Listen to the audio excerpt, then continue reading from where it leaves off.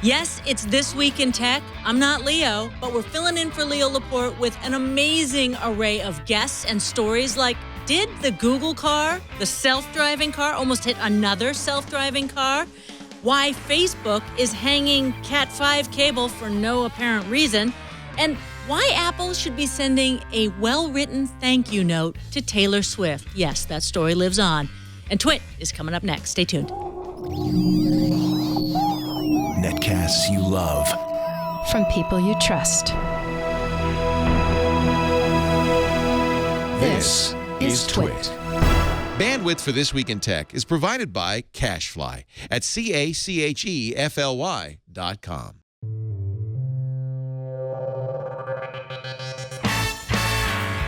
This is Twit. This Week in Tech, episode 516 for Sunday, June 28th, 2015. Self-driving car wars.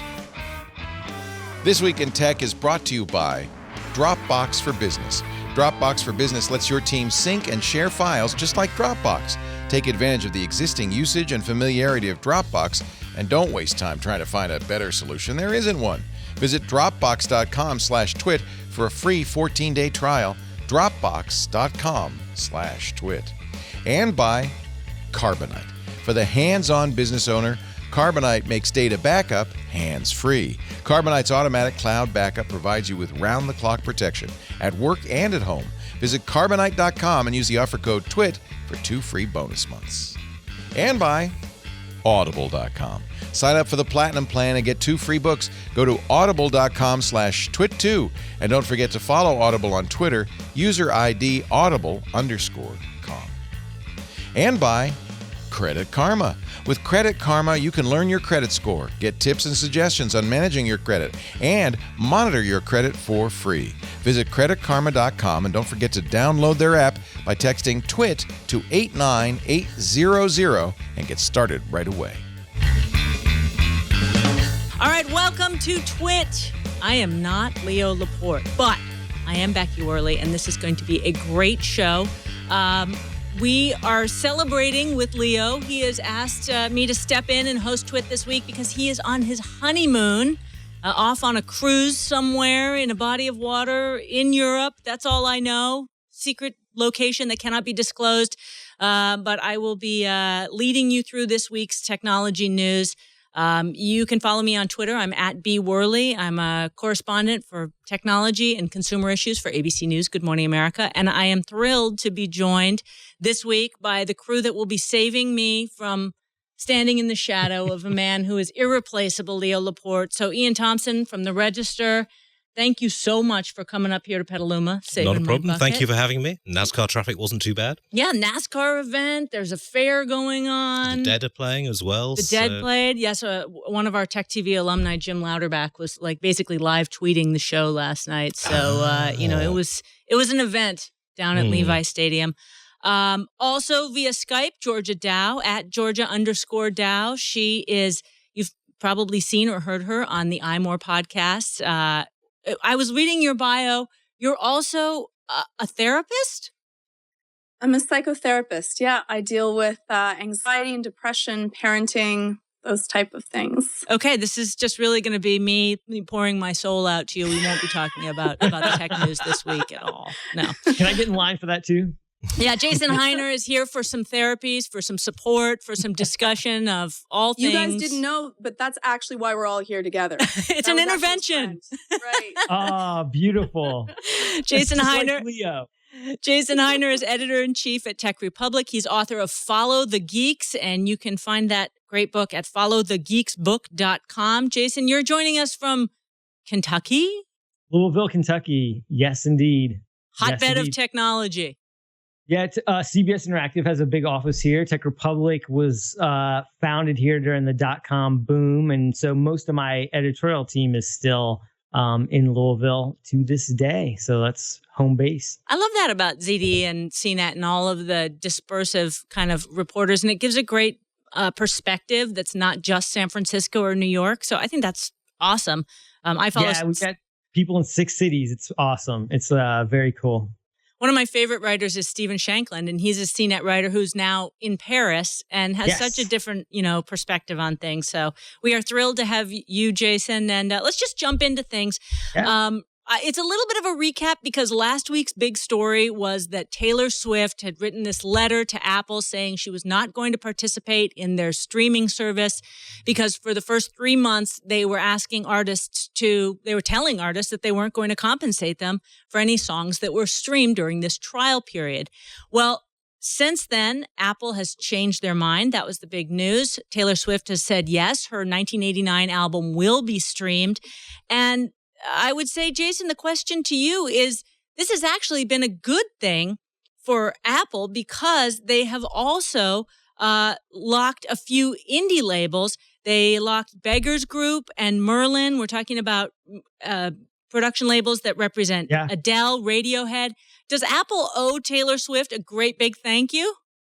Yeah, no doubt. I mean, it's brought so much more attention to what Apple Music is doing than it would have otherwise. And Taylor Swift's letter to them, open letter, as it were, was very respectful and very well reasoned. And she said, look, I'm not doing this for me. I can pay my people just by, doing gigs, doing live music. But that people who are doing their first record, doing their first album, putting their first song on there, if they're going to lose out on all of that money, that could really, really hurt people. And she basically was standing up for other people in the industry.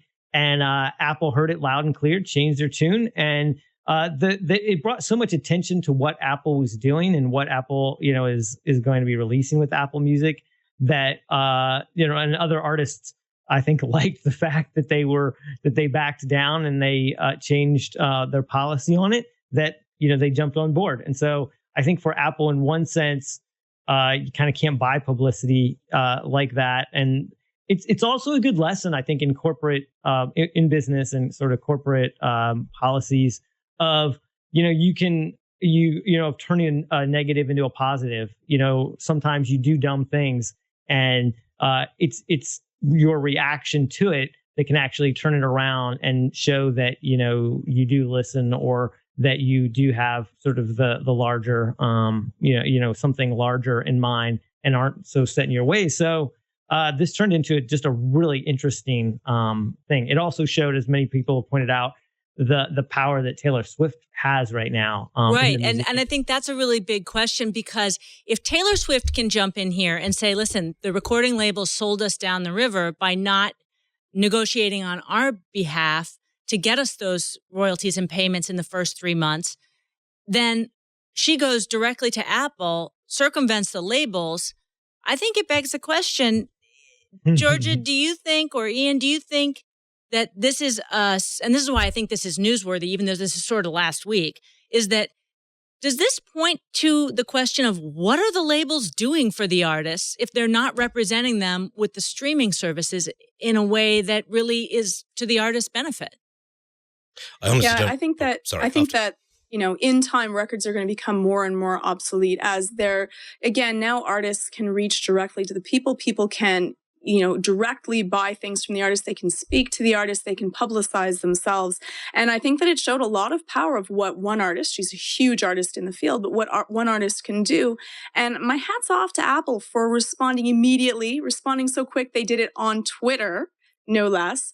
And it comes down to equity. All of the indie labels that they got, like 20,000 because of this, they just wanted a small piece in return. It's like 0.2 cents. It's almost nothing, but it makes a difference. It's just a little bit of equity for everyone, and they just wanted it to be fair. So I think it's wonderful. But Becky, your point is great. Yeah. Do we really need the record labels, and are they going to become obsolete sooner rather than later? I do think it does highlight a difference in the way that Apple deals with these things now. If Steve Jobs had still been at the head of the company, I suspect the reaction would not have been so quick nor so polite. He would much prefer to go up against someone who was trying to challenge his power. Apple did something very, very smart in backing down. Basically, they turned what was a disastrous situation into a good one rather than turning it into a catastrophe. Because when they announced they weren't going to pay for this music, everyone was just like, you're the richest company in the world, and you're not paying artists to promote your service? It's insane.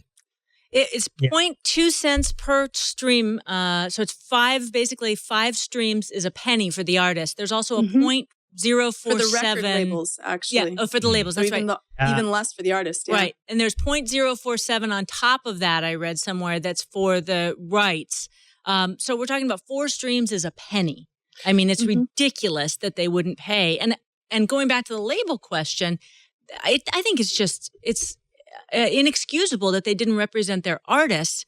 And especially as the grounds are shifting, they should know by now. You know, they've already been burned once by a disrupted industry. Meanwhile, over at Tidal, Jay-Z's music streaming service, they booted their CEO. They've got somewhere and a whole bunch of other staff as well. Right. And they've only got about 800,000 subscribers. Compare that to Spotify's 20 million. They're trying to do the collective, and the collective is the streaming company. Meanwhile, Taylor Swift is basically advocating for artists directly, cutting the labels completely out. Where do you think Apple will find in their streaming service? Are they going to be able to work their way into this, given how much of a shifting sands environment it is? I think if Apple is smart, they're going to go direct to the artists. The labels are increasingly irrelevant these days. I mean, it used to be that labels would find talent, bring it together, promote it, get it all out there. Now artists can do that themselves. So the labels have already seen the value of their back catalogs crash thanks to Napster and other things over the years. And now artists, as you say, can appeal directly to their listeners. It's coming to the point now where labels really have to do something to justify their position. And as we saw with the Taylor Swift example, and as we're seeing, now with other examples, they're just not doing it. So why do we need them? I mean, at the moment, artists can reach their people directly, and labels have a role to do if they're willing to do it. But at the moment, they just seem to be luring themselves into contracts. I mean, as I understand it, the labels are the one that cut that deal. The labels are the one that cut the deal that, that the artists rebelled against. They're the ones who, negotiated with Apple. And so, they were sort of party to this sort of bum deal that a lot of artists were going to get. And so, yeah, I think they will be increasingly viewed. They are increasingly viewed as an anachronism, something of a bygone era. And also the costs of getting things to market are so much less than they used to be. The skills to be able to market things yourselves, to be able to reach audience are so much less than and the skills are so much more widespread. So it's a different world, and labels, I think, large labels are certainly dinosaurs. Smaller labels, I think, still have a shot for the artists that do just want, maybe to make music and need some help sort of doing it right and getting started. They certainly can benefit from some catalysts to kind of, teach them some shortcuts and get them to market and get them in the right places and hook them to the right venues and that kind of thing. But big labels, certainly their days are numbered. There's just no reason for them. And in this case, they feel like they were sort of on the wrong side of the argument, not advocating on behalf of the artists that they should have been protecting. They should have not cut the deal that did this, and that artists had to step up and defend themselves. They're cutting their own throats by not really putting the artists first. And meanwhile, Google jumps into the fray. And Iain, you wrote a great article. I have to read this. Google's new free music service is classic Google. Take someone's idea and slap ads on it. Yeah, well, I mean, it's the way Google operates. It's the way a number of things operate. And in a way, it's also the way Apple operates, in that the people that actually create the music that people want to hear are getting done over badly by the whole system. And Google is giving the stuff away. And yes, they are paying their artists in the same way. But the content creators that sell all this stuff are getting virtually nothing for it, whereas the people that provide the channel to get it out there are trying to take all the money for it. Now, Google's new streaming service, it's not bad. We look through it. There's an awful lot of slightly tacky music, for want of a better phrase, and it's all organized into the radio system, and they can sell some nice ads around it. But at the end of the day, it's just another streaming service, and we'll see what Google actually come up with, and whether or not they can convert people into paying for it. But I think it depends an awful lot on how they do it, and whether the advertising is too intrusive or not intrusive enough. Georgia, how do you get your music? I just use iTunes and listen to the radio. I am so old school. So I want my own music. I want to have the music that I want to listen to. The problem with curated music is often it's a whole bunch of songs that I don't want. And with Google's free service, you can only skip 6 songs per hour, which would probably be way underneath the amount of songs that I would need to skip. So I will be listening when, the Apple Music is launching. I will take a peek at that and see. But I'm not so sure. I may just stick with iTunes and I just get my own songs. I can play them as I want and I can make my own music list. But I'm intrigued in having it be free. And it's already set up on my phone. I think that I'm going to take a listen and see if it's going to be different. But ads, I'm just done with. And I need more skips than 6. So I think for the average consumer, I always try and think of it that way as a consumer reporter. And there's so many confusing aspects of all these new streaming services and the Wild West that is really streaming right now. One of which is, didn't Apple announce streaming a while ago? Didn't Google announce streaming a while? Why is this new? As a consumer, I'm just trying to sort of be like, what? Yeah, true. What, too much change. And they're all trying to differentiate themselves instead of just committing because they're trying to compete with Pandora and Spotify, right, Jason? Yeah. I mean, the devil's advocate position is that if Spotify and Pandora are easy to listen to, right? I don't have to manage my library. I can put in, some songs that I like, and I can kind of quickly get more stuff like what I like. I can make a playlist on Spotify out of any music that I like, pretty easily, pretty quickly, and, have 25, 50 songs and listen to that playlist a lot, which is kind of a behavior we know that, people often do if they do like to manage their music. Same thing. Pandora, you can pick a few tracks you like or bands or albums and then just turn that into a station, which is essentially like a curated playlist, automated. It's easy, right? I don't have to manage a library. I still do. I'm sort of a tweener. I kind of use all these things. I try all of them. I still have some music that I have on iTunes because, they're CDs I ripped or things I bought on iTunes that were exclusive to iTunes or that kind of thing. But more and more, I'm also a subscriber to the premium version, the $9.99 version of Spotify. And I find myself increasingly listening to that because like something I can look up at, a song that I hear and add it really quickly, without having to decide, do I really want to buy that or not? And so I do think that, Apple made the right move in doing Apple Music, because I think increasingly people will, the average consumer, like you're talking about, will find that it's much easier to do something like Spotify or Pandora and not have to manage a library.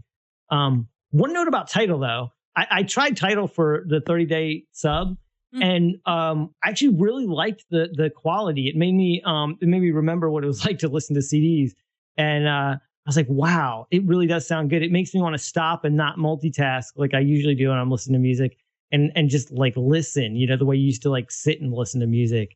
And because I could hear so much of it, I could hear lyrics, more fully. I could pick up, harmonies that I didn't really pick up. And I was like, oh yeah, it really is good. But what it made me do is actually, maybe rip a few things that I really like in like Apple lossless, or actually turn up the quality in Spotify. And then I let my month run out on Tidal. But it did make me more aware of the fact that, good streaming music does really sound better, and there is kind of a noticeable difference, and it's worth sort of turning up the heat on the quality. I'm gonna have to give that a listen, because it's hard to imagine once you kind of go to a compressed format, you forget. You forget, and so. Okay, put that on the to-do list. I think we've venerated Taylor Swift enough, and we've delved into the streaming wars to the end. Google News this week, kind of interesting. An unofficial feature of Gmail, undo send, is now official. So, godsend. Yeah. So, okay, the classic. I don't know. What do you guys think is the worst send failure? Like where you accidentally reply all. The wrong person on the header. So like you have 5 people named Joe and you send it to the wrong Joe. but that moment when you realize you've hit send, and somehow in that millisecond, you realize that's going to the wrong person, the wrong people, the wrong group. Sending it to the wrong person is a big problem. The reason I enabled this absolutely immediately is because I was responding to a reader about 6 weeks ago, and I apologize now in advance, but he'd written a complaint. I wrote a long answer back explaining why we'd done certain things, and instead of putting regards at the bottom, I put retards. And hit send, and it was just like, oh no. Oh God! So to fully clarify, in the sense of this Gmail feature, you would have up to 30 seconds. I have it set for 30 unsend. seconds. Yes, exactly. So it's cached, right? That's what's going on. Yes. Meaning that all of your communications are then on a 30-second minimum delay. All the ones that you send, yes, I believe. So if you're in one of those mad dashes on a deadline, it might come back to hurt you. But in your particular instance, were you able to save this horrible gaffe? I wasn't, no. I had to send another email saying, I'm terribly, terribly sorry. That was I misspell checked completely. And I got a rather rude response back, which I really can't go into on a live show. But honestly, you kind of asked for it in that case. Well, I mean, I can live with a 30-second problem, you know? Yes, exactly. If it involves anything... sorry. I think that this is one of those wonderful things. I always talk to all of my clients and friends about how if you're ever feeling anxious or upset, you should not write, text, or call anyone. But, on the phone, things are ephemeral and they go away, and no one has proof of what you said or how angry or upset you might be. But if you send an email when you're in the rash of the moment, or if you send a rash, email about one person to the person you're talking about by mistake, or add them in the reply all, it's a really horrible thing. So this is, I think, a lifesaver for everyone. If you have not already said yes to this, access it, put it on immediately, because we are just creatures of habit. And so sometimes we're going to make these horrible mistakes, and then you pay the consequences for them.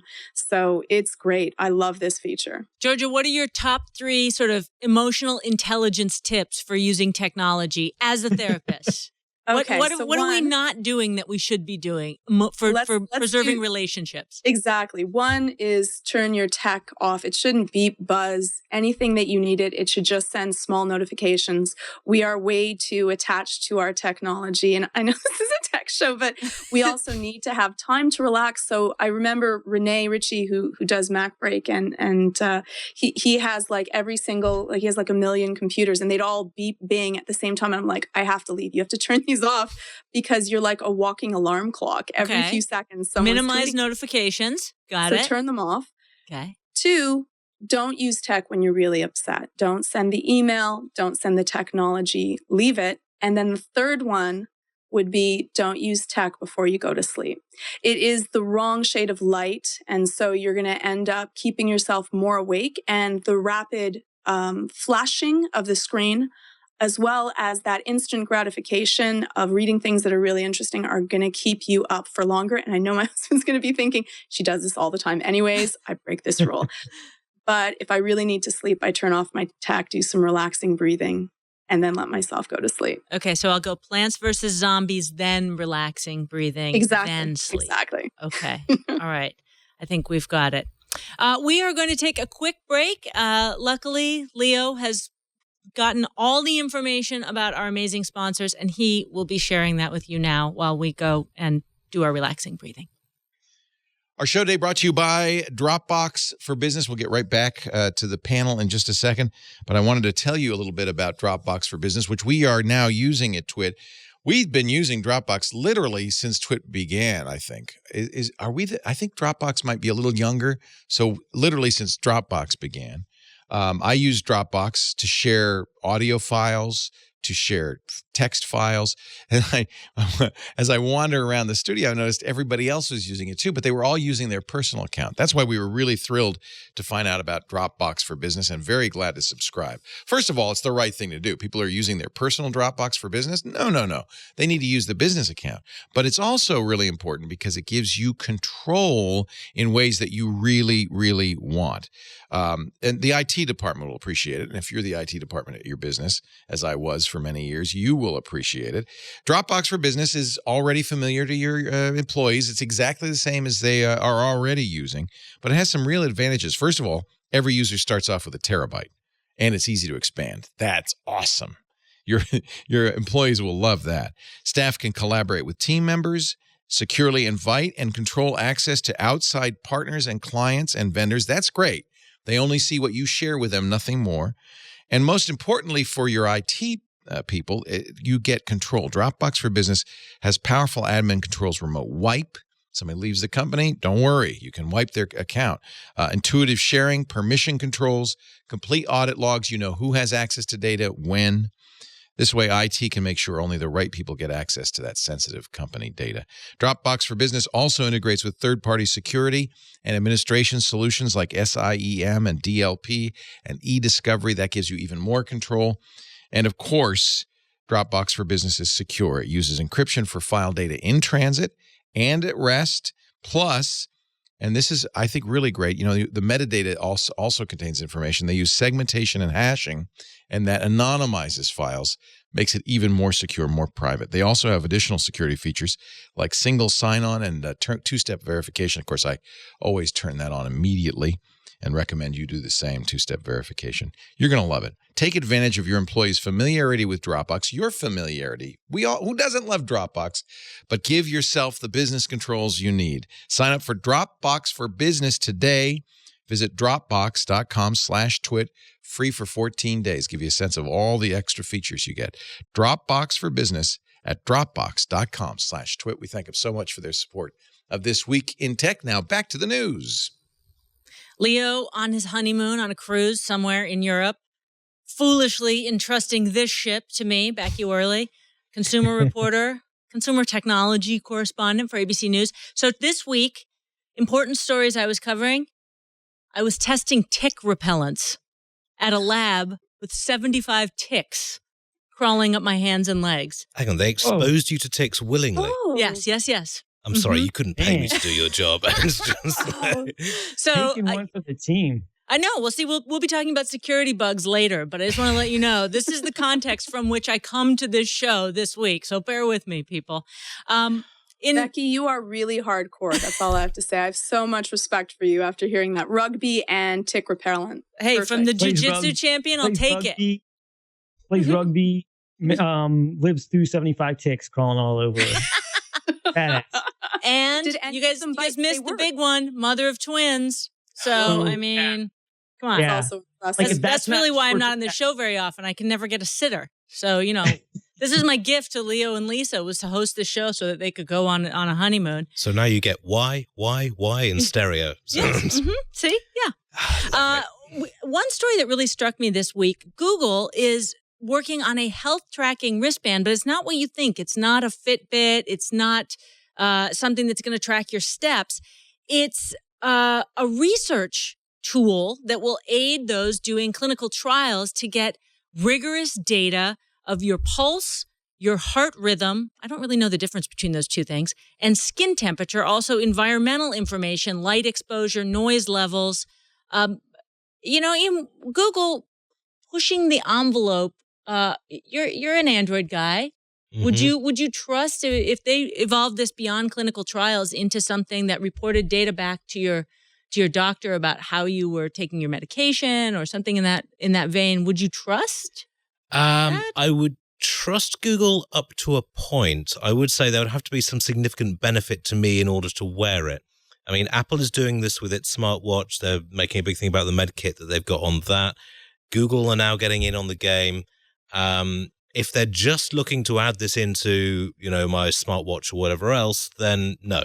But if my doctor says, put one of these on, we can monitor you 24/7. If you've got a serious condition, it may help improve your treatment. Yeah, I'd be tempted to go along with that. But at the same time, for general use, I can't see that this is something that anyone would want to get involved with. That said, these also things are prone to false positives. I have a friend who has to wear one because he works in the oil industry, and he has to go through regular medical checks. And so they put all this equipment on you. and you forget that it's on there, and then they got an alert because they were all watching a rather good film and everyone's heart rates went up, and they were just like, okay, we need to find out what's going on that front. So yes, it's an interesting prospect. Would you wear one? I think, we've seen so many tests. I've done some, lots of people have done them, where the deviation is anywhere from 10 to 25% in terms of accuracy around steps taken, miles run or walked. So, as with all this type of technology, I think if you started by taking it with a grain of salt, and then, no pun intended, maybe it's tracking your blood pressure, but then it goes up in terms of as its efficacy improves, then trust improves, and it's sort of hand in glove around that. Similarly, from Google this week, they are testing new self-driving cars. They've obviously been doing this for a long time. These are really weird-looking subsets of the Lexus cars they've been using. They don't need steering wheels. That's the design philosophy behind it, although they do have them at the moment for the road testing. Right. And while that was supposed to be the big news in self-driving cars this week, there's been a bit of a fracas about whether or not two self-driving cars had a close call.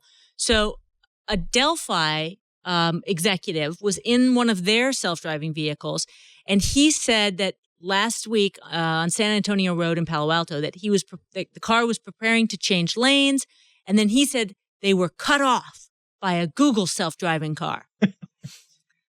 So this sounded like, self-driving car wars. But then a few days later, Delphi was forced to rescind the comment and said they were near each other. Yeah, we got pummeled by emails about this because we've been covering the self-driving car thing a lot. And it went from, nearly a Mad Max style mashup on the road to actually they were a lane away and one just approached one slightly and that was it. I don't know whether this is Delphi sort of trying to get the edge on Google and self-driving cars, or whether it's just a great story that two self-driving cars crash into each other. Who knows? But yeah, I mean, like bumper cars without all the fun. Like they only go 25 miles per hour. It's not going to be a fast edged collision. And in comparison to some of the drivers that we have in Quebec, it's probably much safer. So, just so crazy. Go, Jason. I was saying Google's just so crazy. They're just like their core business throws off so much cash. Their core advertising business, that they're like the world's first public facing research company. They have all these things that they're doing, and that's not news. But it still amazes me every time that all of the diverse things that they're doing and all the things that they're trying, and kudos to them for the things that they're doing. There are challenges to a lot of these things. I mean, a lot of the self-driving car division at Google, I mean, they basically gobbled up all of the world's best researchers on this topic. This used to be a lot more collaborative when it was back. DARPA was running this and that kind of thing. We've done some coverage on this. Lindsay Gilpin at Tech Republic did a lot of coverage on the DARPA robotics thing. But one of the interesting insights was that Google bought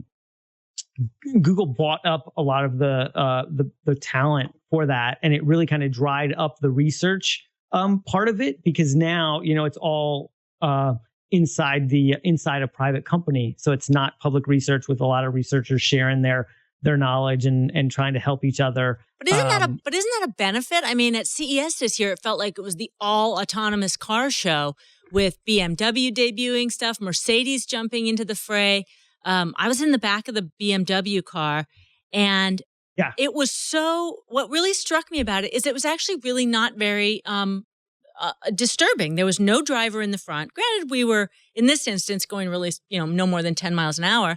But it's amazing how fast you really adjust to that. But the point is that you have all these engineers from all these other companies who are now taking this on. And I think that's a benefit to the industry because you get original thinking around it from companies that are being forced to apply those same research techniques, maybe not in the same, or at least research dollars, maybe not in the same volume, but at least they're all going at it now. I think, to innovate. I mean, Sorry. Yeah, it's just I was gonna say it's a trade-off, right? Like, because competition is spurs on innovation, and all the companies are doing it, and a lot of companies are trying to catch up with Google, who has a bit of a lead here.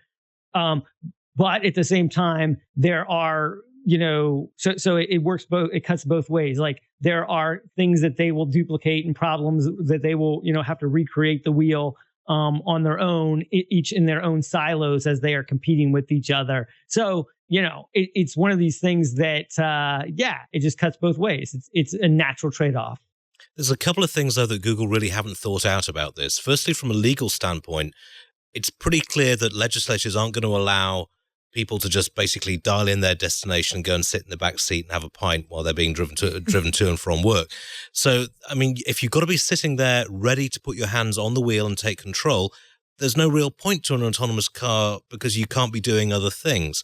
And the second point, on which nobody at Google has yet been able to answer, is supposing this works, supposing the laws do get passed to allow this to work, you've got a large section of private industry who now have no job. There's no bus drivers, no lorry drivers, no taxi drivers. Yep. What happens to those people?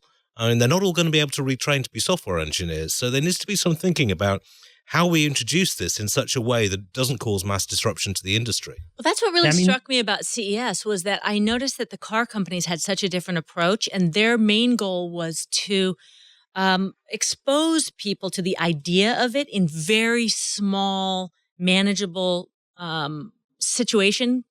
It's like in this environment you might do this, and that's kind of what my takeaway was, is that from being in the Google car and realizing, oh my gosh, I could look down at my phone for 10 seconds to figure out whether I'm taking a left or a right and feel confident that I've got it on some sort of auto sensing.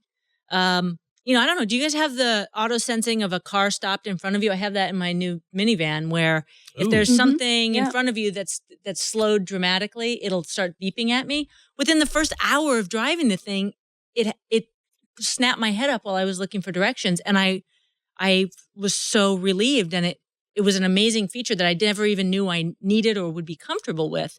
I'm not saying I rely on it, but just those incremental things like lane assist and self-park. I never used the self-park thing. That just didn't seem like I could actually do with that because my parallel parking's awful. Well, you're used to doing it on the other side of the road. That's why. Well, this is true.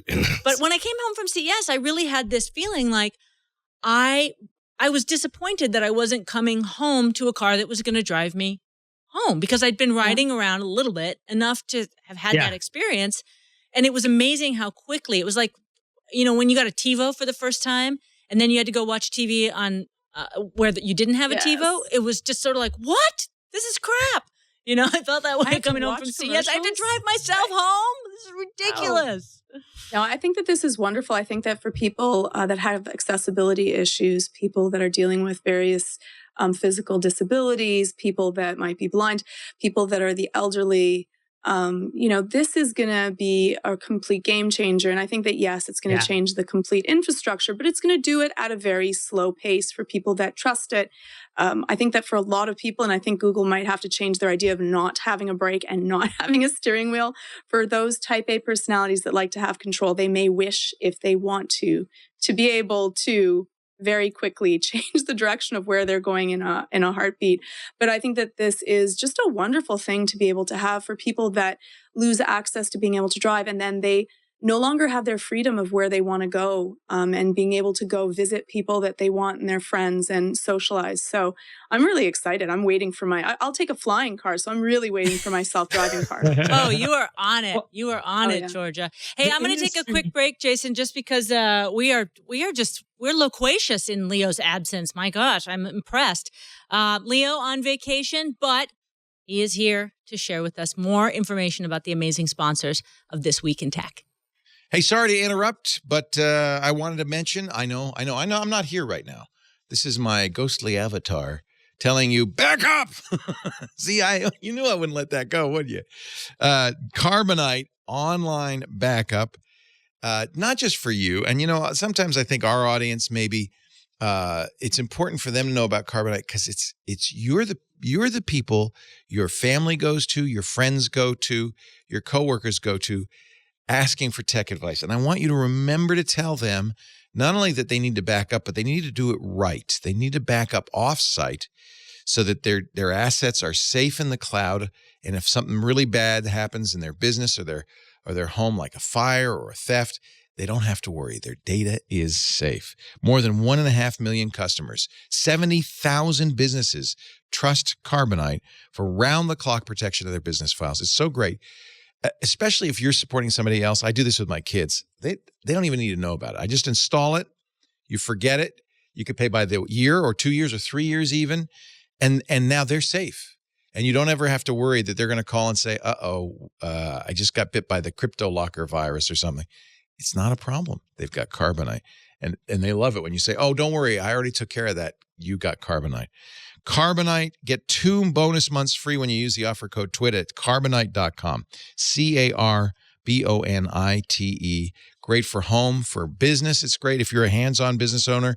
I have to do this pun. They write this pun, so I want to do this for you. If you're a hands-on business owner, Carbonite makes data backup hands-free. I get it. Yeah. Hassle-free too. Carbonite.com. I love it. You will too. And so, more importantly, so will your friends, family, and colleagues. Tell them about it too. You got to back it up to get it back. Do it right with Carbonite. 2 bonus months free when you use the offer code TWIT at carbonite.com. Now, back to the news. Leo Laporte on vacation. Becky Worley filling in for him, and joined here in studio in Petaluma by Iain Thomson of The Register. Thank you much for joining. Always fun. Always fun. Georgia Dow of iMore, great podcaster, jiu-jitsu champion, Canadian, joining us from Quebecois. And yes. Jason Hiner, welcome. Jason Hiner, editor-in-chief of Tech Republic and author of Follow the Geeks, followthegeeksbooks.com. Jason, thanks so much for joining us. A pleasure. Wouldn't have missed it. Following up on a story that's been kind of breaking over time. So Dick Costolo out as CEO of Twitter. Twitter announces this week that they've hired search firm Spencer Stuart to help find the next CEO. And they've said it will be a CEO who can devote his or her full time to Twitter. Obviously, ruling out Jack Dorsey, interim CEO, who's also CEO at Square.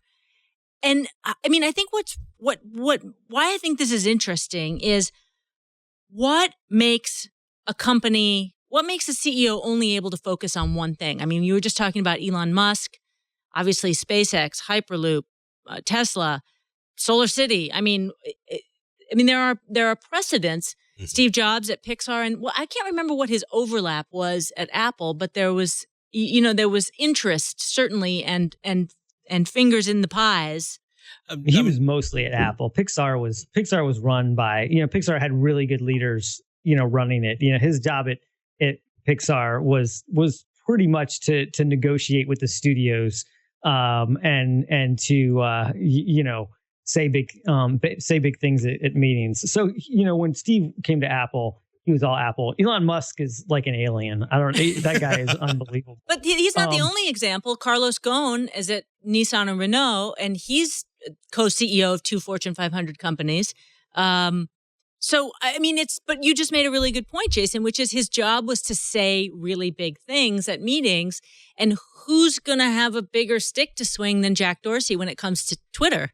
Maybe that's the wrong analogy. Well, I think what Wall Street really wants from a Twitter CEO is someone who can make it profitable, because at the moment it's still burning money left, right, and center, and they can't seem to get over that. And I think the old guard, who would have been represented by Dorsey and the others, I don't think are in the mind space to actually get that right. What they're looking is someone with a single-minded focus to actually turn this company around and make what is a very influential, very important company something that shareholders can make money from. And until that happens, I don't see how it's going to work. Yes, there are CEOs who can juggle both. And with the Steve Jobs and Pixar thing, Jobs is, as you say, was to negotiate with the studio and shout at the staff saying, make it better. But I don't know. Twitter it's a very strange company. I mean, you've had dealings with them as well.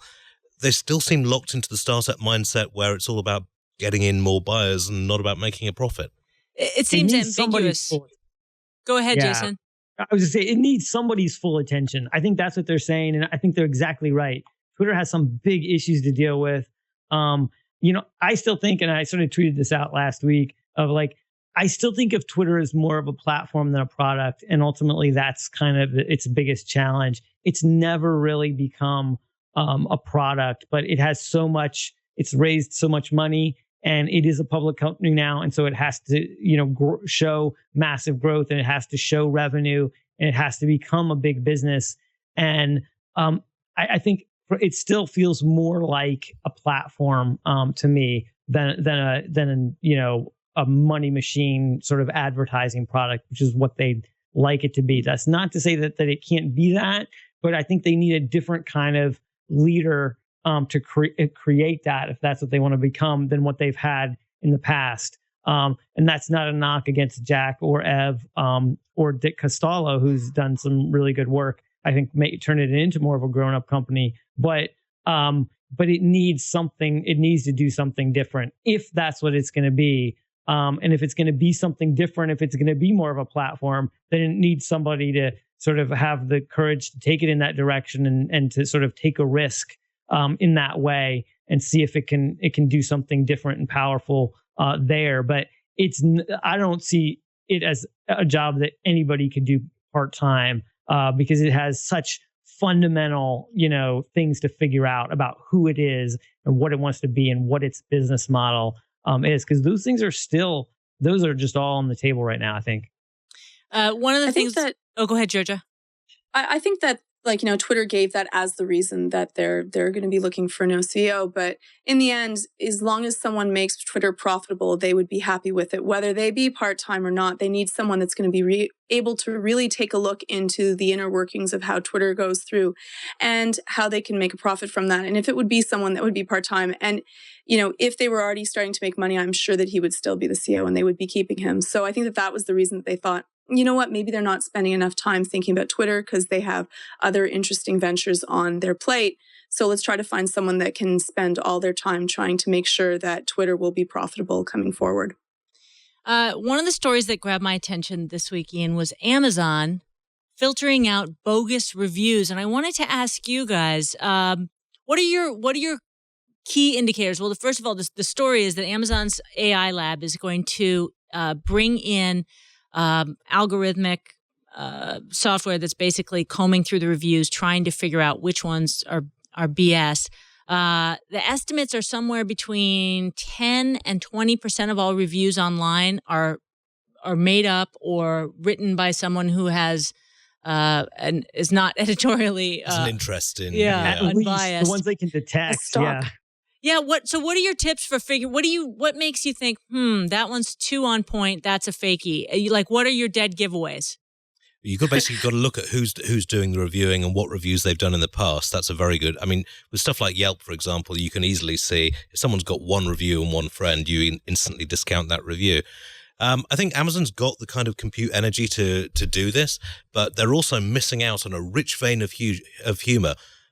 Since the Mad Max I'm film with you, came out. Iain. Yeah. Yes. I'm sad. I'm like, I like some of the fake reviews are the best things about Amazon.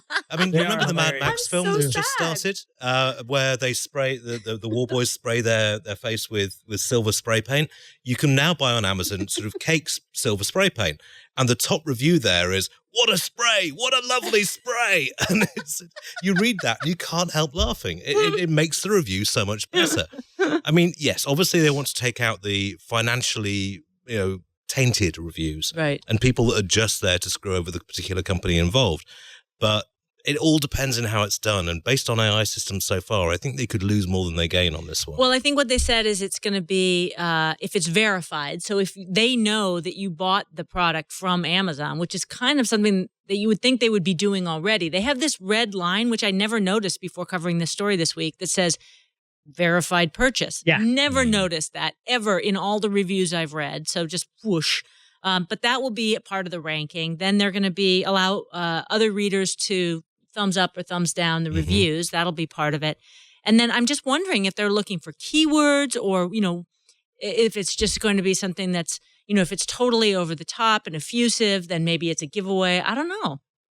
Yeah, I always wonder the opposite too. I wonder how many companies are going in there to their competitors and trying to spike their product by doing negative reviews. Sure.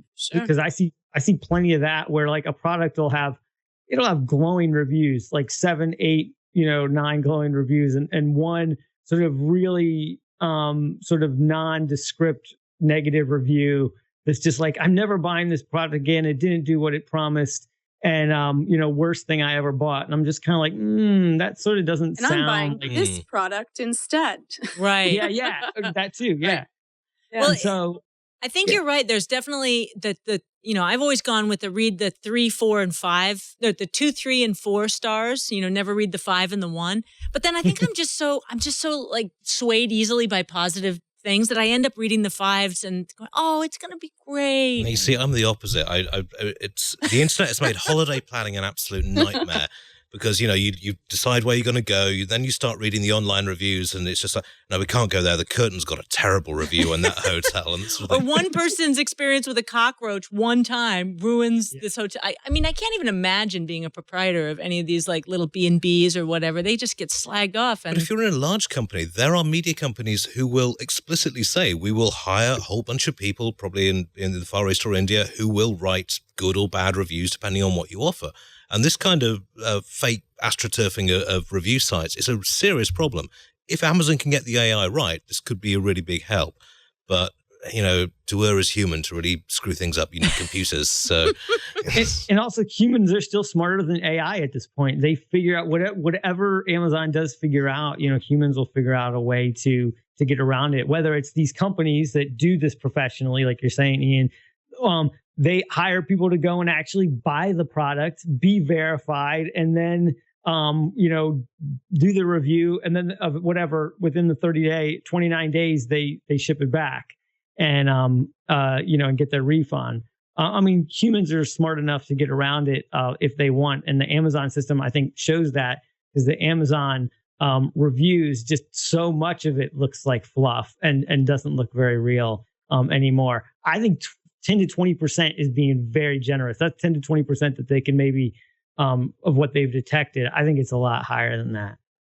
Amazon also weirdly announcing the Echo this week, which maybe, Jason, if you can play some of this video while we talk about it. It's kind of hard to explain it. It's a cylindrical, what is it, like 8 inches tall speaker with a microphone on it. I was going to say also listener. That's the microphone. Yeah. And it's supposed to be creepy. The hub for your home. It's the controller for the Internet of Things, all the Nests and the your Hue lighting and all the things that you have that depend upon your phone right now, and it's all going to be controlled by speech. And this strangely produced commercial, which is like attempting to be an episode of Modern Family and creep me out. It's a great idea in a way, but it's going to be always on listening. It's got Siri-like functionality where you can ask it questions. It can turn the lights on, turn the heat up. $180, ships in July. And they put a lot of money into getting developers to develop interesting apps for this. But $100 million they're putting toward developers. These people in this commercial are all writing fake reviews for the Amazon. Look at them. So the funny thing about the Echo, though, is that the there are some people who've written really rave reviews about this. People that I trust and that really know their stuff. So James Kendrick from ZDNet. And Stacey Higginbotham of Fortune, formerly GigaOM, have written that. I think James gave it like an A+. I think Stacey said, like, if you're in the Amazon ecosystem, like, it's kind of a must-have. Really kind of surprising, interesting stuff. And some of the things that they said worked really well. I think Stacey talked about the fact that, it is connected to like her Philips Hue, light. So she says, she's going upstairs. She's like, turn off the living room lights, turn off the kitchen, and then, goes upstairs. She's got all of her playlists and stuff on there. So from her music uploaded to Amazon. So she, it can play playlists, it can play albums, really easily. And both of them have said, and others have said too, that with the 7 microphone thing, the voice recognition is really good. It's very accurate. Some of the most accurate that we've seen so far. And, we've all had, I think, and experienced interesting anomalies of that and disappointments over the past couple of years, from Siri to Google Now, and some of the things that those can and can't do. So I'm interested in it from that perspective. But remember, it is so there is a security kind of implication and surveillance. We had this long form piece on Tech Republic, a cover story last week on sort of the state of security and privacy and encryption, and basically how to avoid a surveillance state. And one of the things is just that there's this always on access that governments and even private institutions have to almost everything that we do. And with the Internet of Things, we're giving them more and more, right? And so this is another case. This thing is like your Android phone, or many of the Android phones. It's always on. It's always listening. And it doesn't it's not actually sending stuff to the cloud, it says, until that light goes on, until you say, hey, Alexa, or whatever, that's what this thing is called. And then it's listening, and then it's sort of interacting with the cloud. But I don't know. It's still one of those things that, you need to be careful of. You need to think about the implications of it before you sort of jump in to a product like this. But there are people that are really have had good experiences with it. I think Vladimir Putin is looking at this device and thinking, my God, in the KGB days, we had to bug people. Now in America, they buy the bugs. It's great. It is called Alexa. Yeah. I think we've just come up with a conspiracy. A couple of years, I think it was 2014, CNET's, one of CNET's best of show products was the Revolve, which was supposed to be this hub for all your Internet of Things devices in your home. And I have to say, this is a problem that needs a solution. Sort of like the Harmony remote has solved the 5 remote issue in our house. I'm the only person who can figure out how to turn on the Sonos, how to dim the lights, because we have the Hue lights and they don't work off the dimmer on the wall anymore. Any of the Wemo switches that have timers, and it's God forbid that anybody's cold, because the Nest goes on and off, and it's who's overriding it with what phone. And so I see that this is a problem that is in search of a solution, not the opposite, which is so true of so many products these days. Yeah, I mean, we're still in very early days in the Internet of Things. So, I mean, we still haven't worked out a coherent operating system where different devices can reliably talk to each other. But I have to say, I read the Echo reviews, I looked at it. I haven't actually tried the product myself, but when looking through the tech specs and what it can do and what it can't, just for goodness sake, turn the bloody lights off yourself. It's not that hard. We've been doing it for the last couple of 100 years. I don't know. It's... On the note of angry British/Scottish man venting, I'm going to take a quick break because I know you have a big vent coming up. Samsung, Microsoft. Hold me back. I know. I, on the other hand, am going to have a love fest. I was down at Facebook and in their new Frank Gehry building, and it was amazing. So we're going to take a quick break. Leo's going to tell you about one of the great sponsors for This Week in Tech. Sorry to interrupt one more time. I want to mention Audible. I don't have to mention Audible. I know we're all Audible users here.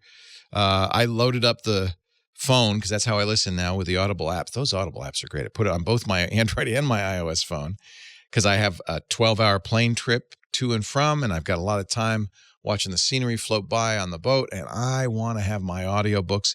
So I have about a dozen. I know that's overkill, but I love Audible. Books that are ready to go. I think I'm going to listen to Alan Furst, F-U-R-S-T.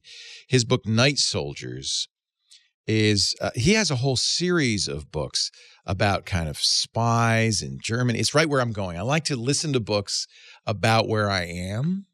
And so that's my Audible pick for the week. But I'll tell you what, I'm going to get you 2 books for free right now. These are I should explain, I guess. Audible is the #1 audiobook store. There's really no second. This is it. With last time I counted, I think more than 170,000 titles. Not just fiction, nonfiction, science fiction. They have the great courses, these incredible lectures, so you can listen and learn. They have speeches, comedy routines. I mean, it's audio programming that fills your mind with great stuff. Even some of our stuff is on Audible, as a matter of fact. So here's the deal. If you go to audible.com/twit2, audible.com/twit with the number 2 on it, you're going to be signing up for the Platinum plan. Now, this is a really good offer. This is the one I use. You get 2 books a month for a low subscription fee. You also get the daily digest of the New York Times or the Wall Street Journal. That's part of your subscription. And that's free for the first 30 days. So you can sign up for this at audible.com/twit. You're going to get to pick 2 books, and I'll leave the other one to you. I mean, there's so many good books. Check out the first books, though, F-U-R-S-T. There's the new Stephen King. That's awesome, too. And if you cancel in the first 30 days, you pay nothing. You get to keep those 2 books. They're always going to be good. You can listen on your phone, in your car, at home, on your computer. They now stream, which means you can listen on your Chromebook, which is awesome. If you're lucky enough to have an Amazon Echo, you can listen on there. I do that a lot now too. Audible.com/twit and the number 2. The offer is good in the U.S. and Canada, but for all of our international listeners, you got to check out what's available at Audible in your country because it's so great. Audible.com/twit and the number 2. Now back to This Week in Tech we go. This Week in Tech it is. I'm Becky Worley, filling in for Leo, who is on his honeymoon, cruising, maybe the Mediterranean, maybe someplace in Europe. I don't know. I am thrilled to be joined by Iain Thomson of The Register, Georgia Dow of iMore, and Jason Hiner of Tech Republic and followthegeeksbook.com. This little portion of the show I am calling, What Did You Do This Week, Honey? It's like when my kids come home from school or camp right now and say, what did you do this week? Georgia, what did you do this week in terms of writing or anything that you were podcasting on that you felt was like really got your attention? I did a psychology article on the differences between Google Glass and Apple, and the rest were just podcasts on different games that are coming out. I did a fitness podcast on the psychology of fitness and how we can stay motivated, and on how you can use different Fitbits and Apple Watches in order to stay with keeping yourself active. I think quantifying in terms of fitness has been huge for people. I mean, my dad's 78 years old. I just got him a Fitbit. He is walking like a maniac. He hasn't exercised in 15 years. What were the major findings from how you think motivation is impacted by technology? Well, I think that the wonderful thing is that it actually tracks for you when you're traveling, when you're doing something, and then you get to see it. Plus, I love the fact that it gamifies being able to work out. So now it's not that you're walking and you get nothing for it, though you're actually getting your health for it. But most people just feel like if I jog, 3 minutes one way, I just have to jog back. It just seems like a cost instead of a gain. And I think that that's one of the wonderful things is that you can check your heart rate. It makes it a little bit more fun. You can change your music tracks to as you're going. And so I love the fact that it can remind you to take your medication. It can tell you what your heart rate is when you're going. And you get to see your distance that you've covered, how much you're able to run further. And we're not great with journaling things or writing down, which is good. So this quantifies it for us. And you can see fabulous graphs of, look, I've actually gotten better at this. My beef is that the ultimate fitness, weight loss, health gadget has not been invented yet. And that is the gadget that scans what I'm eating and tells me exactly what the portion, calories, fat, nutritional info is, and then keeps that in my phone and reports back, okay, here's where you are on the day. You can or can't have that piece of cake. Right. You're looking for the health tricorder. Tongue implants.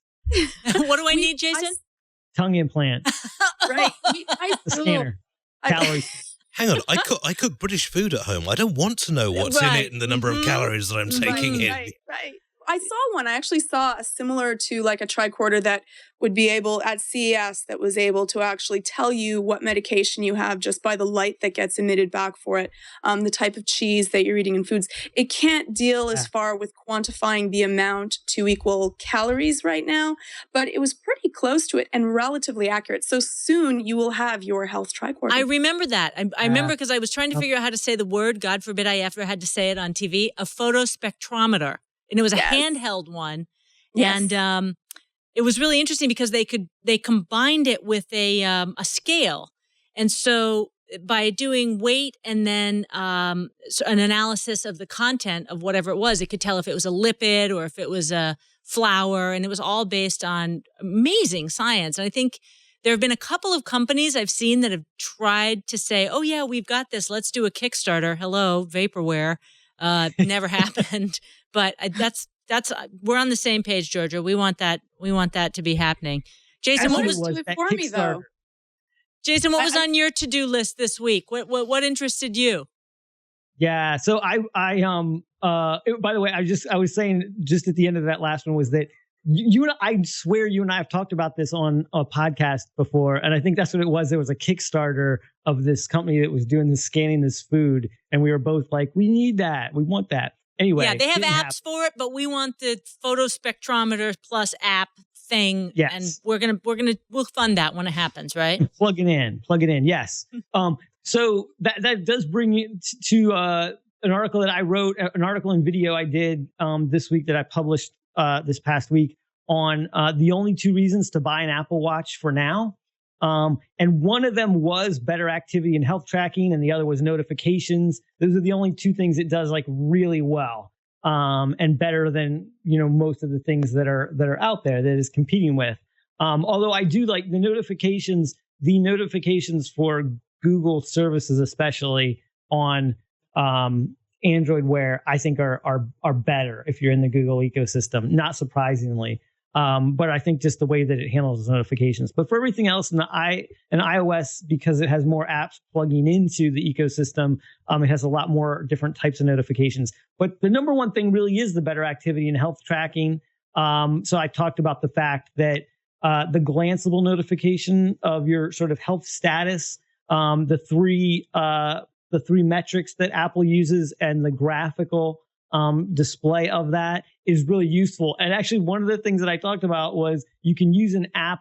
The power of this is actually some of the work that Apple's done in the background with HealthKit and the Health app, which is the way most people know it on their phone. And because it serves as sort of the hub of all that activity. And one of the things that I mentioned in my story was the app Lose It, which has this great database of food. If you're tracking your nutrition, tracking your intake, if that, through that you can pull in stuff from, other like Wi-Fi scales and your workout data and your activity data from your iPhone. And then it pulls it in. So it tells you you've had this many calories today. Here's how much you've done. So either you can have that donut or you can't. And that's, pretty useful. And it has a little iPhone app, or Apple Watch app, I should say, that connects to the Apple Watch and sort of tells you what your sort of how many calories you have left for the day. That's an element of the watch. Always have the donut.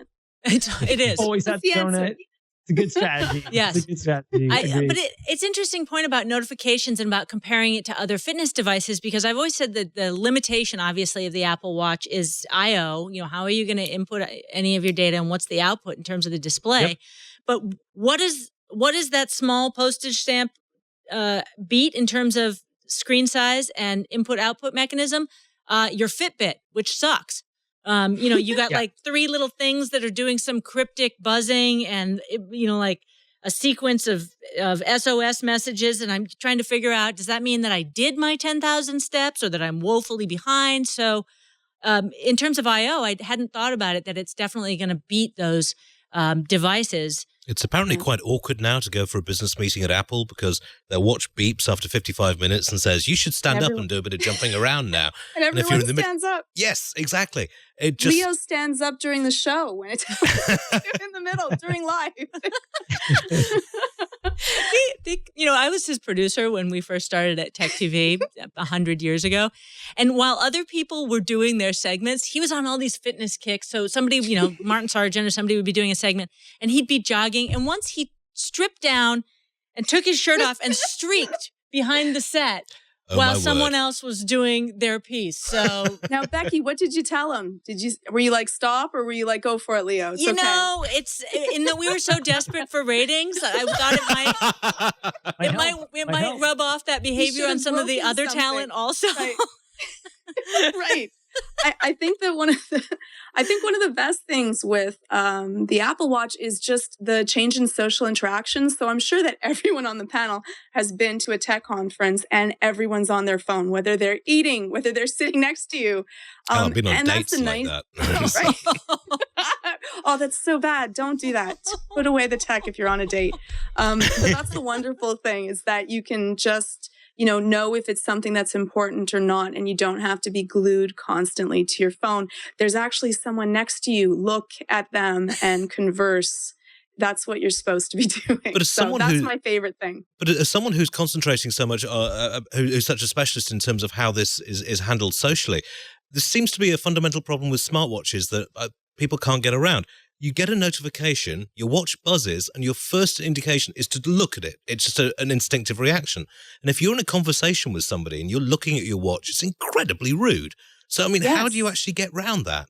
Actually, that's even a worse. That's even a worse social prompt, which says, it's not, I just got a notification. My babysitter might be calling to say the house is on fire. It's more like, oh God, I've got to get out of here. This is just going on and on and on. Boring. That's the social cue you're sending. Yes, the social and you don't cue want is to you're look. boring me, right? Yeah. This was the other article you did, right, Georgia?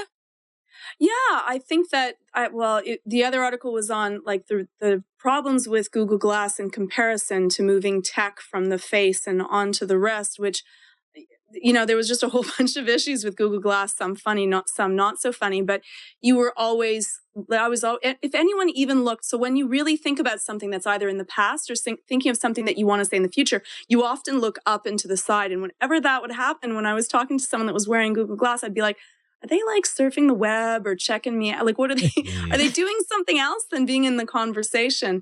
And so I think that it's better being on your wrist because it's outside of the social scape of where we actually have neurons that fire just for faces. That's how important facial interaction is for us. And so that's why I think that it's better to have it on your wrist. But no, don't look, just wait. Nothing is so important than waits. And if you can't wait, turn off the fact that it, taps you. Just turn that off. And then when you're ready, you're not supposed to be a slave to your tech. Your tech is supposed to be there to make your life better. So if it's an emergency, they'll call. If it's not an emergency, then you can wait to be able to interact with it after. Georgia spent the week writing about how technology is annoying. And Iain, you spent some of the week writing about how Samsung is annoying if you're a Windows owner. Yes, this was the big wanker moment of the story in the office. So can you brief me? Give me the whole setup. Basically, a bunch of researchers found that Windows Update, which automatically updates your PC with security and driver information, was getting knocked off with Apple systems. It was being automatically shut down. And they found that Samsung's firmware had introduced an executable file called Disabled Windows Update. They actually named it Disabled Windows Update. Subtle. Yeah, which would basically cut off Windows Update so that Samsung had control of the driver's own device, but also disable all the security patching that went on as well. And it's not only that an engineer did this, but his manager looked at that and thought, that's a really good idea. This guy should be strung up by his ghoulies. I mean, it boggles the mind that somebody could be that dumb. And they've now retracted and they've said, we'll issue a software patch to make this right. But who thought of this and why? How does that, what do you think the impact of something like that is on the relations between Samsung and Microsoft going forward? I mean, is this something you can lay off on one engineer? Well, I mean, it was something that we got a statement from Samsung saying we're going to fix it. We asked Microsoft for a statement, and they're usually very good at getting back to us, and we didn't get a thing, which means I think lawyers have been arm twisting with Samsung quite considerably, saying, if you want to carry our software in the future, you might want to fix this now. But, Microsoft is not going to accept this because Windows 10 is coming down the line in July, and Windows 10 relies on automatic updates. For consumers, at least, you don't get a choice. They are automatically pushed down to you when they're ready. If you're a business customer, you can choose when you get it. So fixing something like this is absolutely key to Microsoft going forward. This week in my week was going to Facebook. Went down to their new building down in Palo Alto, and really interesting. So it's they have 10,000 employees at Facebook, and they have a campus that's right at the end of the Dunbarton Bridge on the Silicon Valley side or the peninsula side of the San Francisco Bay. And they've now built their 20th building across the street, and it was designed by Frank Gehry, who designed the EMP Paul Allen music experience up in Seattle. That weird wavy looking thing, with all the rock museum inside, right at the base of the it's where I used to work. What's the tall thing in Seattle? The Sky Needle. The Space Needle. That's it. brain fart. So he designed this building, and really interesting because the dictate from Facebook and Mark Zuckerberg was that they wanted it to look unfinished inside. So it's this long building. It's a quarter of a mile from end to end. Inside has the trademark weird graffiti art, and there's not a single office in the entire building. There are conference rooms, and some people, the HR department might reserve an entire conference room for all the hirings and firings and whatever. But even Cheryl and Mark sit in an open desk plan in the building. The weird thing to me, and they won't let you photograph inside the workspace. They do all the exterior areas. Right there is the rooftop garden. I think that's the roof. So if you walk the path on the rooftop garden, it's a half-mile loop, just walking on the roof. And the sort of the walking meeting thing that was really big. Steve Jobs did it. Mark Zuckerberg does it. That's really popular there. Got to keep our Fitbits and our Apple Watches logging our steps. But inside, this is the part that I don't quite get. So there are these tubes hanging down. The ceilings are, 40 feet high in the building. It looks completely unfinished, open beam. All the heating and ventilation ducts are exposed. And then hanging down every cluster of tables is this like big, bulky thing of Cat5 cable, and must be also power. And I can't figure out why they didn't put it in the floor of the building. So as you're looking at this amazing open space, it's just littered with what looks almost like, IVs for the people on their, computers. But it's such a weird take on the modern office space. Well, maybe they're trying to get back to that feel of being a startup and literally having sort of Cat5 cable running from the ceiling because they had nowhere else to put it, and get back to that raw feeling that, this isn't a very expensive building that we had designed for us, but yes, this is back to the good old days when we were making our way and getting everyone fired up that way. But I do like the idea of a walking garden on top. That could be rather nice.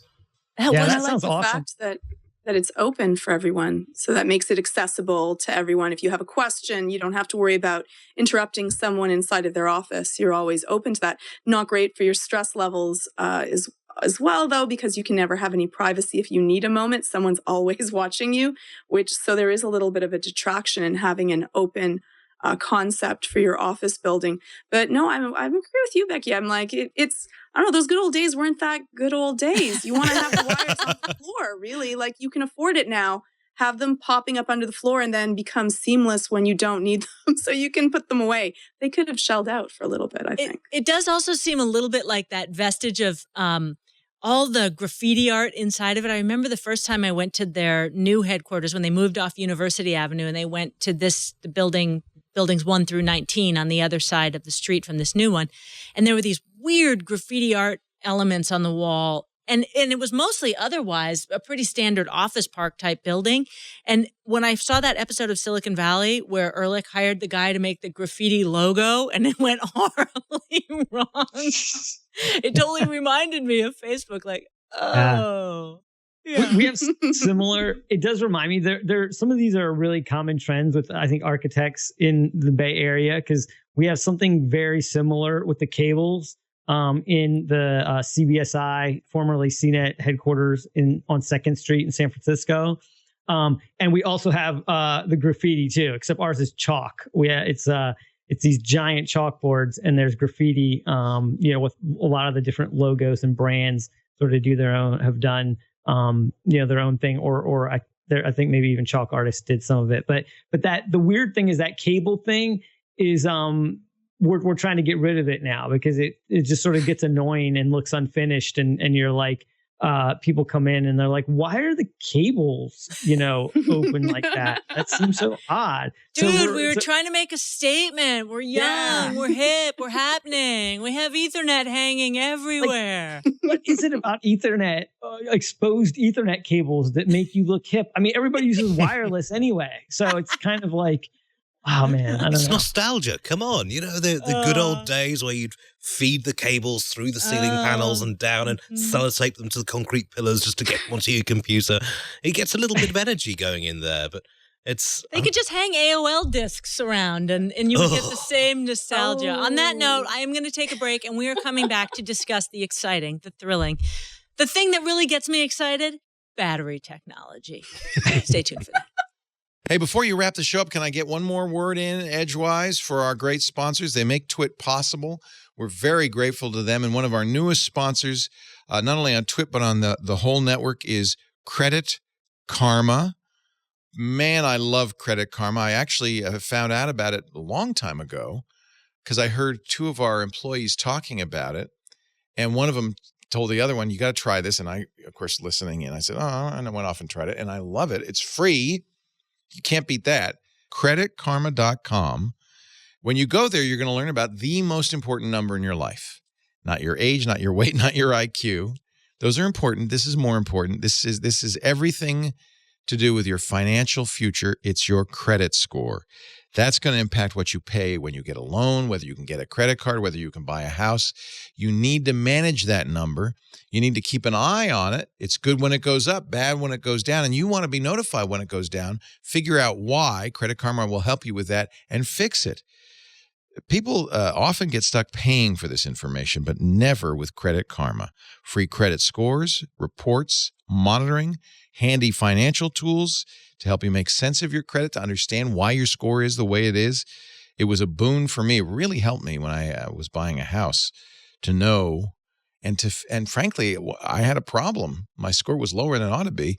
And thanks to the information I got from Credit Karma, I was able to call the credit card company and say, hey, let me pay that off and get rid of it. And that made a big difference. So get the Credit Karma app by going to your phone now and texting. You can do it right now while I'm talking. I won't mind. Twit to 89800. 89800.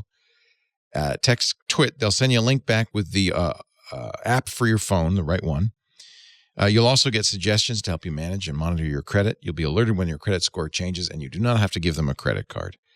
It's free. CreditKarma.com. Manage and monitor your credit for free with no credit card required. Do get the app. It's good because then you get the notification if your score changes. You could celebrate when it goes up. CreditKarma.com. Make sure you text TWIT to 89800. That way you can monitor your credit on the go. Speaking of going, let's get back to the panel on This Week in Tech. Thanks, guys. Previously on Twit. If we look at this here, you'll be really surprised that this is $15.99 because you're used to seeing this be $82. Was that a flea flicker, or were they doing the nickel offense there? What you're going to see here is you're going to have these extras and Coding 101. You've actually got a very nice starting item here, and that is some good practices for people who want to teach themselves to code. Believe in yourself. Like, that would be one of them. Believe that you can figure out how to do what you want to do. You think to yourself, okay, I have no idea how to do it now, but if I sit down, I will eventually figure it out. The new screensavers. Really excited to be talking to Adam Nimoy, Leonard Nimoy's son. Gene Roddenberry actually told Dad that he was the conscience in Star Trek because a lot of the work that he had done, a lot of the social and political activism he had done even after the series was over, the fact that he wanted to save the whales was the message from Star Trek 4. Tech news tonight. Wired reports that a company has developed an algorithm that finds out who's naked on the internet. The app is intended to automate the task of determining whether a website is family-friendly or not. Wired says the technology is lucrative because even though the mantra sex sells is still true, it's also now true that keeping it away from the kiddies sells also. Twit. #PantsCheck. Coming up this week, Apple launches its long-awaited Apple Music streaming service Tuesday, June 30th. Also, Apple's Beats One worldwide radio station will also launch Tuesday at 9 a.m. Pacific. Two major Chinese flagship smartphones launch Tuesday. Meizu's MX5 and the Huawei Honor 7 will both be released that day. Tuesday also gets an extra second. A leap second will be added to the network time protocol to keep time synchronized with the slowly lengthening solar day. Some organizations will add an extra second at the end of the day, but Google uses something called the Google Smear, which adds pieces of that extra second throughout the day. Needless to say, the Internet's clocks will not be synchronized on Tuesday. And Microsoft's giant tablet for conference rooms called the Surface Hub becomes available for pre-order on Wednesday, July 1st. Back to you, Becky.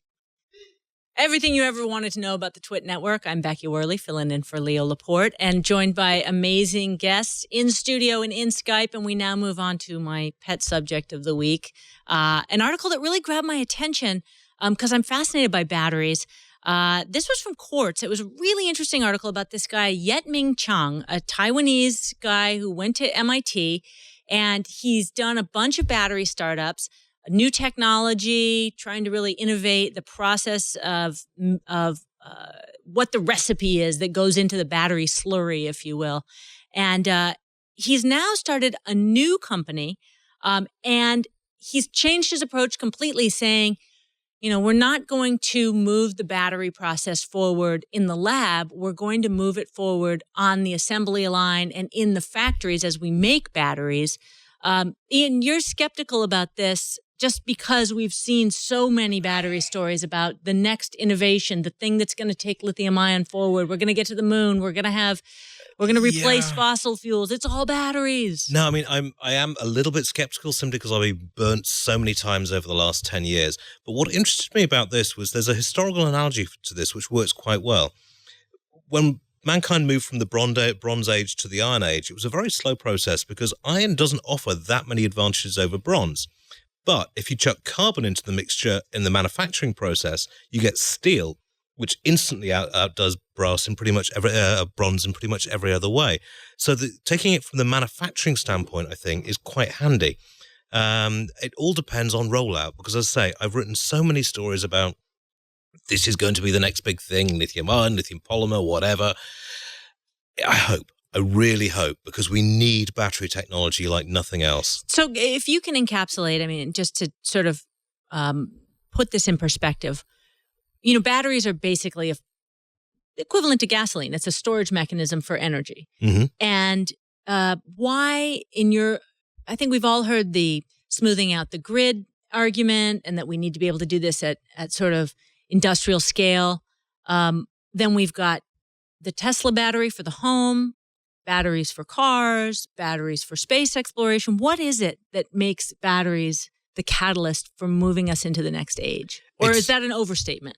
Actually, I don't think it is. It's technology like this which is going to get us to Mars and beyond. It's the ability to store large amounts of power for long periods of time in a format which people can use relatively easily. We've lived in the electricity age for over 100 years now, and we still haven't cracked this one. It's basically taking all the wonderful devices that we can build and being able to power them from a simple, easy to use, cheap and powerful unit. And if you can get that cracked, then an awful lot of technologies will just explode. I mean, we've been willing to accept with smartphones that we only get a day-long battery life out of them, whereas my old Nokia used to do a week. Taking that forward, if there's so many technologies that could be developed if you got a large, reliable power supply. And it's very exciting. And as I say, I would like to see something in the way of a finished product before I go total fanboy on it, but it does look rather good. So the idea here is that this is sort of innovation on the factory floor, sort of the Kaizen model that Toyota did when they just said one thing better every day. Let's get the manufacturing process. That's the place that this is asserting we can make the biggest impact. And some make the argument with batteries, okay, let's say Moore's Law, doubling your processing power every 18 months. With batteries, we're looking at a 6% increase on capacity over a year. That's what it's been historically in recent history with lithium ion. And that's just not that impressive, some would say. What's it going to take? Well, sorry, Jess. Yeah, I was just going to say, I think that I'm skeptical as well from the same standpoint as Iain, is that I've covered a lot of these things and, there have been so many promises about what it can do and will do. And so I think that we do run up against the limits of physics and chemistry and ultimately science.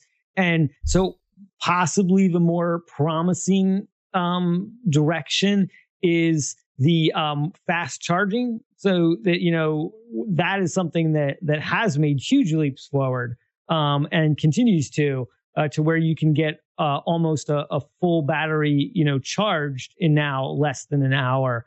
Same thing with cars. You can get Teslas, the newest Teslas charge much, much faster.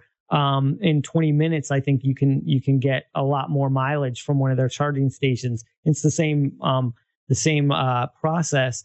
And then the other thing is also from a design standpoint, the designers in the technology space understanding the limits of battery are now being a lot more disciplined and a lot more focused in the way they design their products so that they don't use as much power, so they aren't sloppy in the ways that they are just sucking as much power as they possibly can. And that goes a long way. And that has sort of made big leaps forward in recent years. And I think there's still headroom for that to get better and stronger. And as as these devices use less power by being more efficient, and then the fast charging enables them, and wireless charging enables you just set it on your desk, set it down. It's almost like it's charging without you even thinking about it. In the moments when you aren't using it and don't need it, it can be recharging itself. I think those are some of the more promising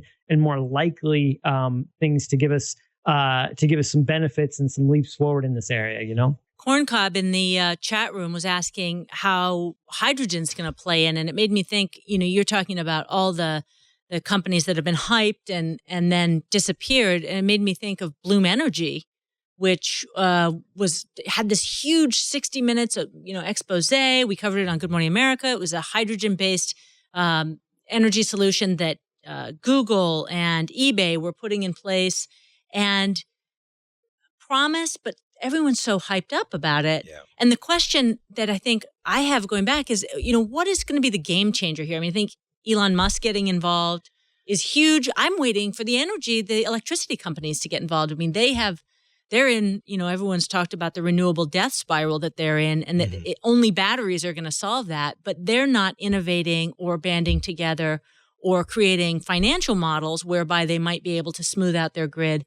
I'd like to see an environment where they are subsidizing something like the power wall, so that they control the algorithm, and they can then pull from those power walls when they're seeing dips of clouds or the wind going down. But they're not. They're just letting the industry take over and not playing a part. Well, I think there is some movement on that front.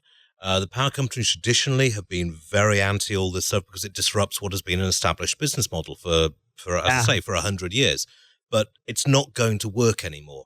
You've seen I think it's Arizona, they got legislation passed where solar-powered owners had to pay a premium to the electricity company for generating their own power. Not going to play. It's a short-term thing, never going to work.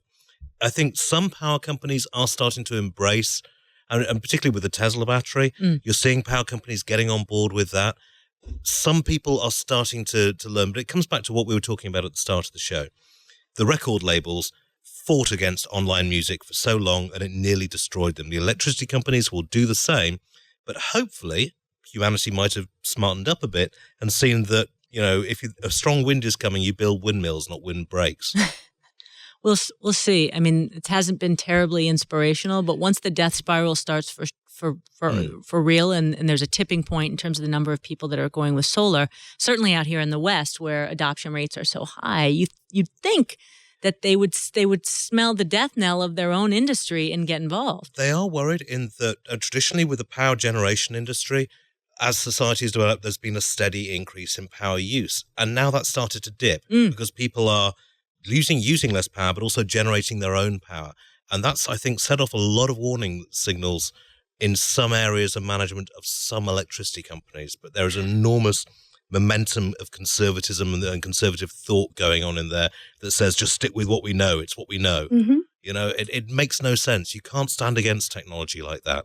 But what happens is that when a company starts seeing the end to their company and the way that they, do business, part of our brain that deals with protection, the limbic system, goes into override, and we become highly protectionistic, and we end up going to old ways, old habits, which, you can even see. If I used to have a test, I would bite my nails. It was just an old habit. And so when you see the end of your company and you have to jump onto a new ship, change is really scary for people. There's a lot more risk in change than doing things the old way.